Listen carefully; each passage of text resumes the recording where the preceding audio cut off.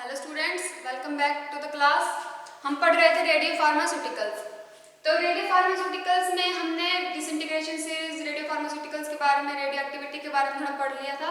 तो आज हम पढ़ेंगे units of measurement of radio activity कि रेडियो एक्टिविटी किन किन यूनिट्स में मेजर की जाती है। यूनिट्स ऑफ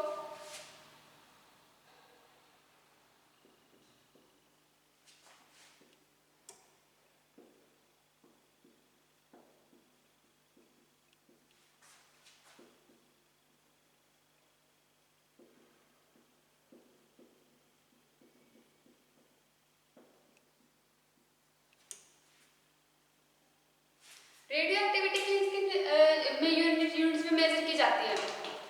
जो मेन यूनिट है, जो रेडियो एक्टिविटी की मेन यूनिट है, वो होती है क्यूरी।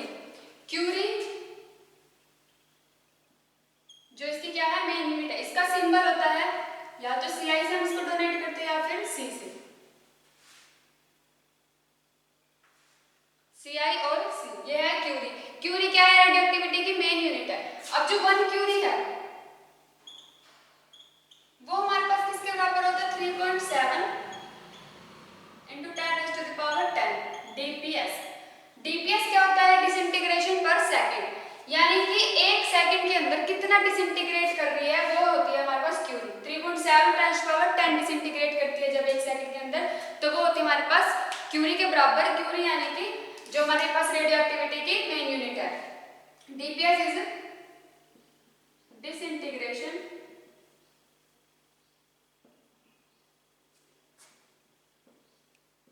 पर सेकंड।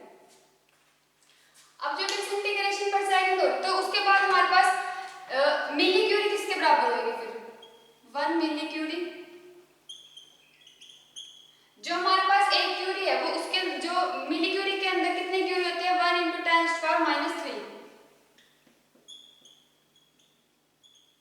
क्यूरी को हम डोनेट करेंगे सीआई से या फिर सी से। तो 1 मिली क्यूरी इसके बराबर होती है, तो कितने डिसइंटीग्रेशन पर सेकंड शो करेगी वो, 3.7 into 10⁻7 डिसइंटीग्रेशन पर सेकंड, जो बराबर है 3.7 into 10⁻7 DPS. And 1 micro Curie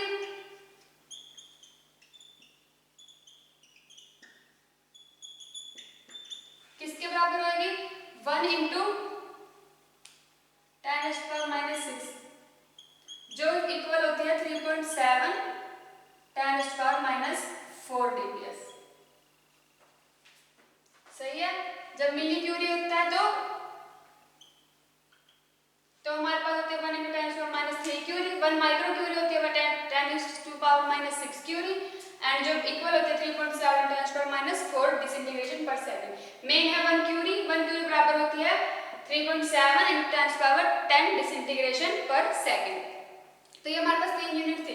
मैंने बताया था कि रेडियो एक्टिविटी किसने दी थी, किसने डिस्कवर की थी, फर्स्ट लेक्चर में मैंने बताया था, ये की थी हेनरी बैकरेल ने। तो इसकी में जो ऐसा यूनिट है वो क्या रहती है, बैकरेल।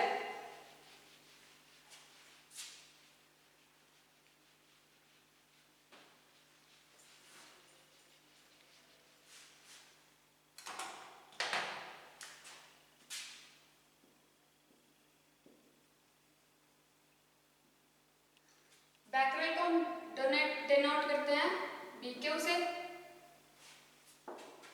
तो 1 बैकरेल किसके इक्वल होता है, जो 1 बैकरेल हमारे पास 1 डीपीएस के बराबर होता है। 1 डीपीएस होता है 2.7 into 10⁻11 क्यूरी।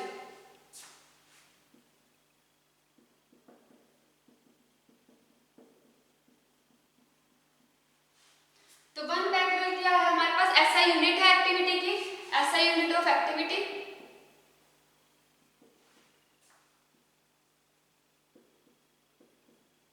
जो 1 डीपीएस के बराबर होते हैं, जो किसके इक्वल आ गया 2.7 10⁻11 क्यूरी के बराबर।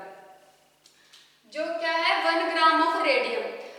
जो 1 क्यूरी था वो किसके इक्वल, उसको हम बोल सकते हैं 1 ग्राम ऑफ रेडियम ऑल्सो। जब 1 ग्राम ऑफ रेडियम वो भी किसके बराबर होता है, जो 3.7 10⁻10 डीपीएस के बराबर, यानी कि डिसइंटीग्रेशन पर सेकंड के बराबर। अब जो बैकरेल है वो नियरली होती है 1 डीपीएस, और जो किसके बराबर है 2.7 10⁻11 डीपीएस। उसके अलावा हमारे पास यूनिट है 1 रोएंटजन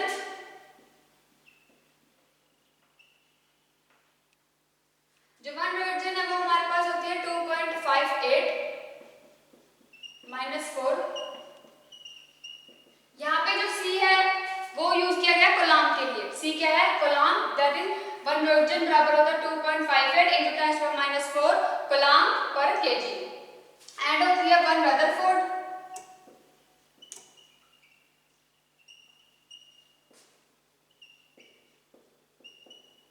जो होती है 10⁶ dps के बराबर। तो ये थी हमारे पास रेडियो एक्टिविटी को मेजर करने की यूनिट्स, यानी कि हम इन पार्ट्स में क्या कर सकते हैं, उनको मेजर कर सकते हैं। ये यूनिट्स है बैकरल में, क्यूरी में, रोइंटन में, रदरफोर्ड में, इसमें क्या कर सकते हैं हम यूनिट्स को मेजर कर सकते हैं। उसके बाद हमारे पास आता है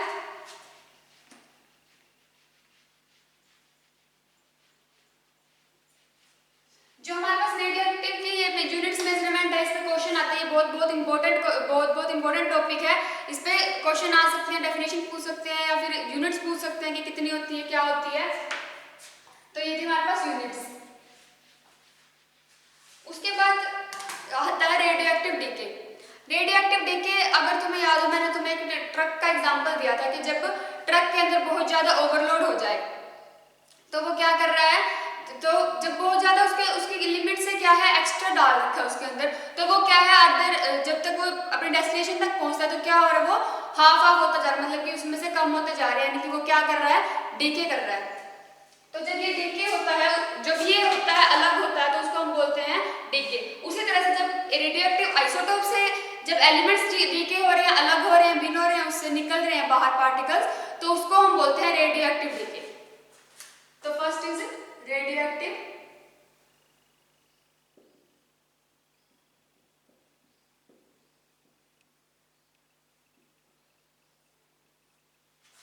क्या होता है रेडियोएक्टिव डीके, जो रिलीज हो रहे हैं रेडिएशंस की, release of radiations in the form of alpha beta या फिर अल्फा बीटा पार्टिकल्स की फॉर्म में जब रेडियोएक्टिविटी रिलीज हो रही है गामा की रेज में, न्यूक्लियाई से रेडियोएक्टिव आइसोटोप्स के न्यूक्लियाई से जब ये रिलीज हो रहे हैं सब्सटेंसेस, तो क्या हो रही है उसके अंदर कुछ अलग चेंजेस आ रहे हैं, जिसको हम क्या बोलते हैं रेडियोएक्टिव डीके, जो डिपेंड करता है हर एक एलिमेंट का उसके कांस्टेंट रेडियोएक्टिविटी के कांस्टेंट के बेसिस पे डिपेंड कर रहा है। जैसे कि हर एक एलिमेंट का क्या अलग से रेडियोएक्टिव कांस्टेंट होगा, उसके बेसिस पे क्या हो रहा है, उनकी डीके की जो वैल्यू आ रही है वो अलग अलग आ रही है। जो रेडियोएक्टिविटी क्या, तो अब अगर हम इसकी डेफिनेशन लिखें रेडियोएक्टिव डीके की, तो क्या आएगी, radioactivity involves emission of radiation in the form of alpha beta gamma particles rays from the nuclei of radioactive isotopes, उसको हम क्या बोलते हैं radioactive DK.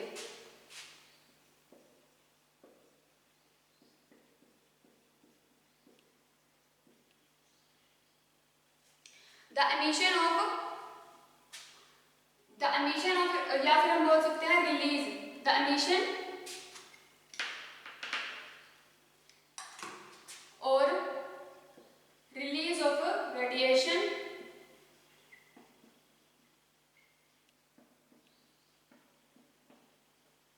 such as alpha, beta and gamma radiations from the unstable radioactive isotopes, तो उनको क्या बोलते हैं हम radioactive decay, is known as radioactive decay. अब जो ये क्या है मैंने बताया कि किस पर डिपेंड करते हैं, उनके कांस्टेंट्स के ऊपर, रेडियोएक्टिव कांस्टेंट कितना आ रहा है, हर एक एलिमेंट का क्या है अलग अलग रेडियोएक्टिव कांस्टेंट आ रहा है, उसको हम क्या बोलते हैं रेडियोएक्टिव कांस्टेंट।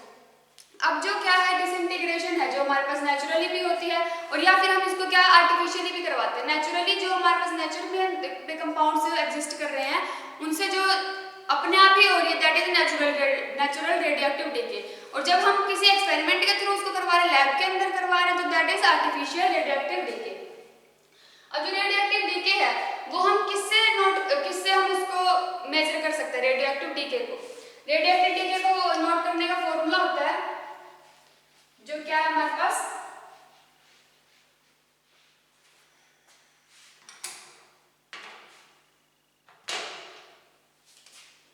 लैम्डा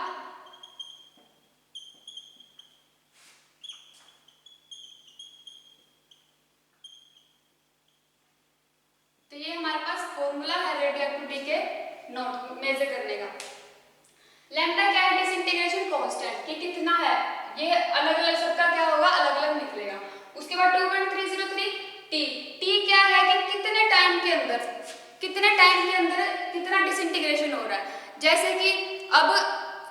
कि हम मान लेते हैं कि जो हमारे पास ट्रक था वो क्या कर रहा है, 15 मिनट बाद उसके अंदर 60 केजी था, तो क्या है 15 मिनट के बाद कितना हो रहा है, उसका रह रहा है 55 केजी रह गया।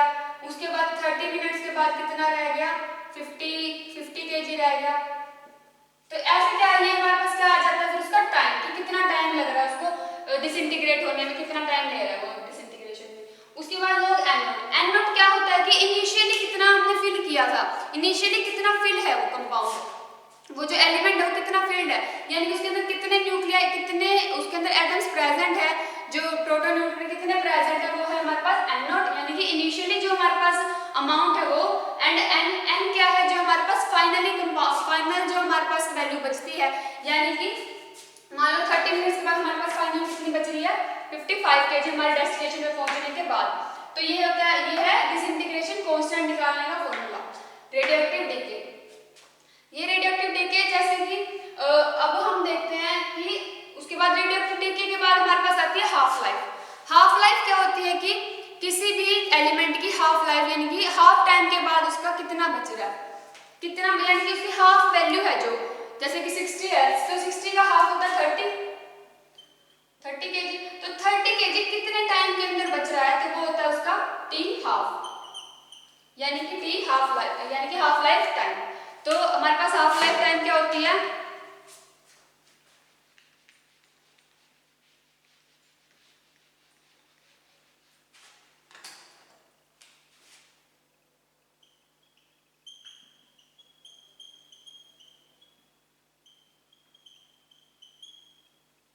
हाफ लाइफ टाइम होता है the time required for a radioactive isotope to disintegrate half of its original value. The time required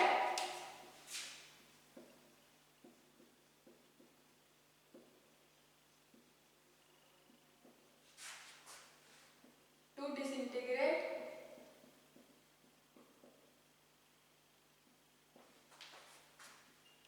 one half of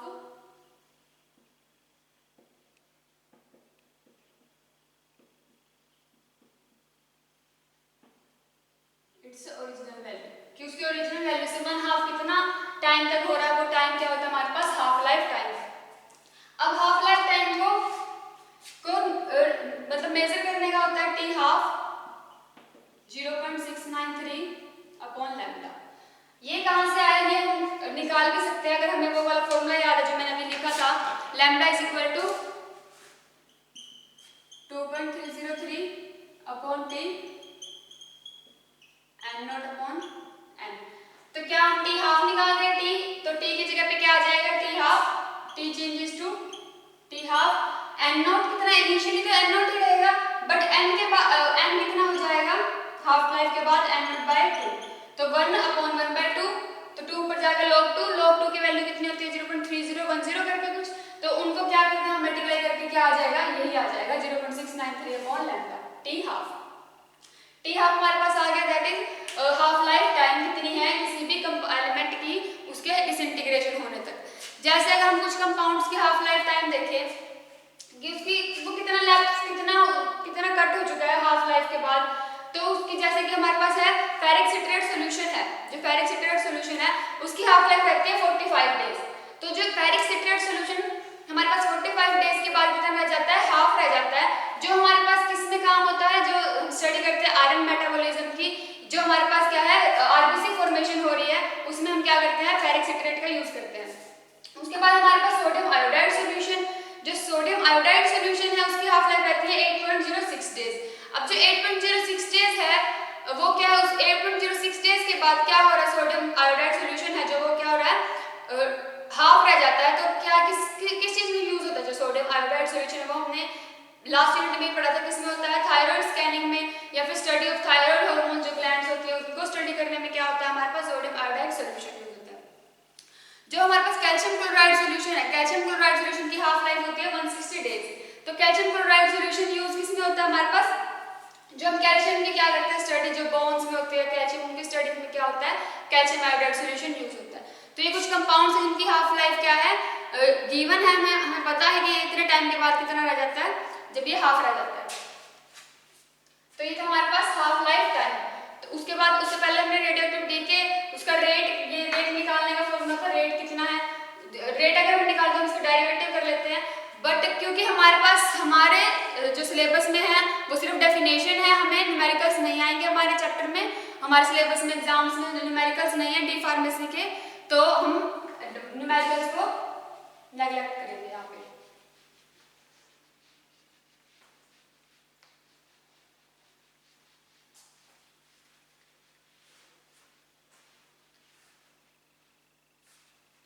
उसके बाद हमारे पास आ रहा है बायोलॉजिकल रोल क्या है रेडियो एक्टिविटी का, biological role of radio activity.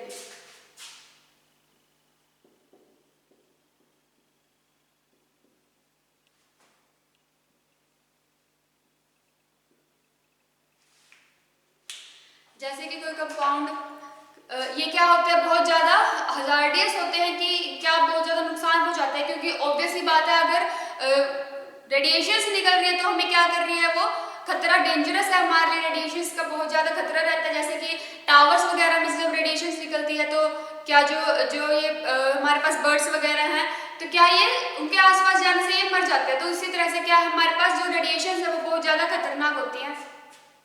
अब अगर तुम्हें देखिए ये इतनी ज्यादा हजार्डियस होती है कि ना आगे आगे पीढ़ी तक क्या करती है, ये हमें अफेक्ट करती रहती है।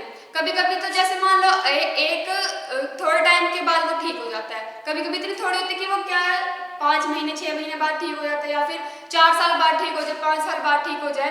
बट कभी कभी इतनी ज्यादा हजार्डियस हो जाती है ये रेडिएशन कि इनसे मुक्त होना मुश्किल हो जाता है, मतलब कि इनसे फ्री नहीं हो सकते। ये इतनी ज़्यादा हो जाएंगे कि ना आगे जो हमारे आने वाली जनरेशन है उनको भी अफेक्ट करती है, मतलब एक जनरेशन है उसके बाद नेक्स्ट जनरेशन को भी अफेक्ट करती है। जैसे जो हिरोशिमा नागासाकी था उसमें जब वो बॉम्ब फेंका गया था जापान में, लिटिल बॉय तो जानते होंगे,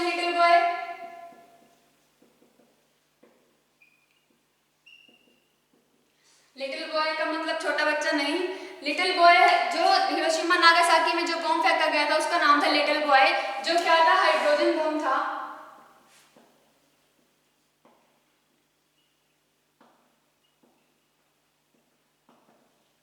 हाइड्रोजन बॉम्ब जब वहां फेंका गया था तो वहां का जो एरिया था वो पूरा का पूरा ही अफेक्टेड हो चुका है। तो अब भी जब वहां पे कोई बच्चा पैदा होता है, तो वहां पे उसमें कुछ ना कुछ कमी होती है, मतलब कि उसके अंदर से ही ऐसे जेनेटिक प्रॉब्लम्स होने लग गई है उनको कि एक के अंदर दूसरे के अंदर ऐसे रेडिएशन अभी तक भी अफेक्ट कर रही है। तो क्या है, रेडिएशन का बायोलॉजिकल इफेक्ट बहुत ज्यादा होता है, ये आगे वाले जनरेशन को भी अफेक्ट करता है, कभी कभी तो इतना ज्यादा होता है। उसके बाद अगर मैं इसको थोड़ा सा ब्रीफ में दिखाऊं कि कैसे अफेक्ट करती है, जैसे कि एक हमने ले लिया वाटर। अब वाटर में जब हमने रेडिएशन पार्टिकल्स डाले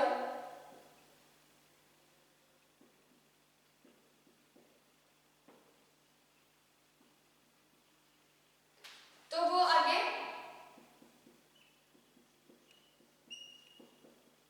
फ्री रेडिकल्स में टूट गया। फ्री रेडिकल्स में टूट गया तो ये है हमारे पास chain initiation.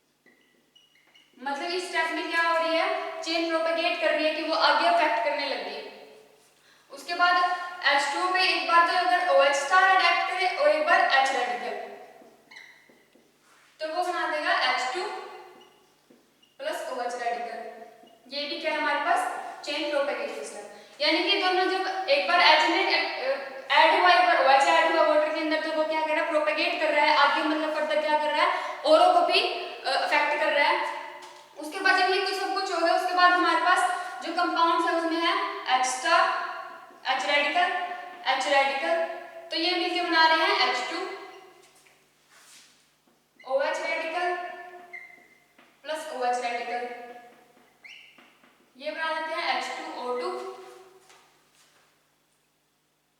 And OH radical, sorry H radical plus OH radical H2O। और ये क्या है हमारे पास टर्मिनेशन, क्योंकि इसके बाद क्या हो रहा है, ये है हमारे पास चेन टर्मिनेशन स्टेप।